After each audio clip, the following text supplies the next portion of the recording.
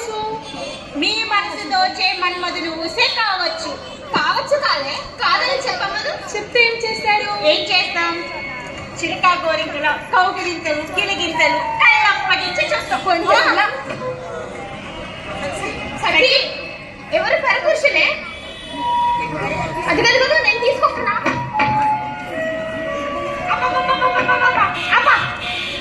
ఏ ఎవరు మీరు?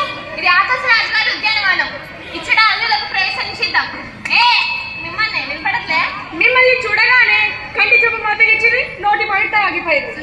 ఈ ఉద్యానవనంలో రాకుమార్తెకు తప్ప అన్యులకు ప్రవేశం నిషిద్ధం. ఆ ప్రకటన చదవలేదా? చదువు రాదా? ఇప్పుడే చూసాం, ఇంకా రూపం ఒకటే ప్రారంభించాలి. అయినను నా మిత్రుడు మీ సఖికి తన పురుషుడే గాని పరపురుషుడు ఎలా అవుతాడు? ఎలాగవుతారో రాజుగారే తెలుస్తారు. ఎంత ధైర్యం!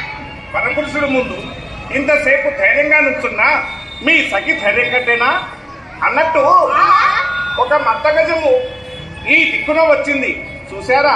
మత్త గజము, మత్త చకోరమా?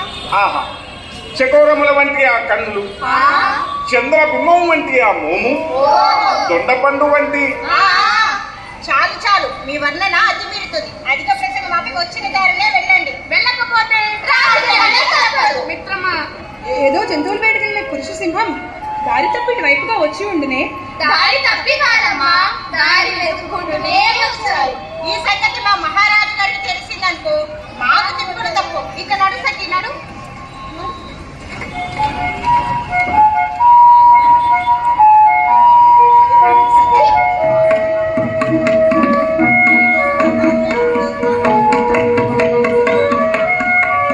మిత్రమా, నీవింత చేతగాని వాడవని నేను అస్సలు అనుకోలేదయ్యా. నేను చేతకాని వాడిన.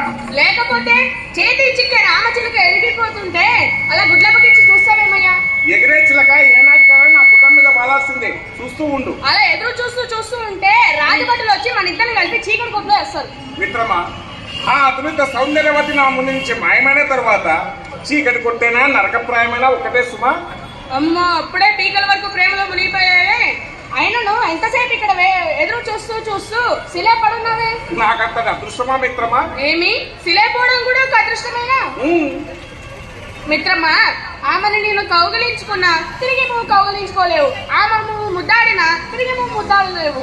మిత్రమా, ఆమె వియోగం నన్ను బొమ్మను చేస్తే మళ్ళీ ఆమె అమృత స్పర్శ నాకు ప్రాణ ప్రతిష్ఠ చేసి నన్ను తన ప్రియుడిలా స్వీకరించి స్వర్గ తుల్యమైన ఆమె కౌగలింతలో ఉక్కిరిబిక్కిరి చేస్తుంది. ఉక్కిరిబిక్కిరి చేస్తే ఊపిరికి అసలు గాల్లో కలిసి ఏం మాట్లాడి అయినా పట్టపగలే ఇంటి కౌగలింతలు అవుతాయి. అమ్మ మన గురించి ఎదురు చూస్తుంది.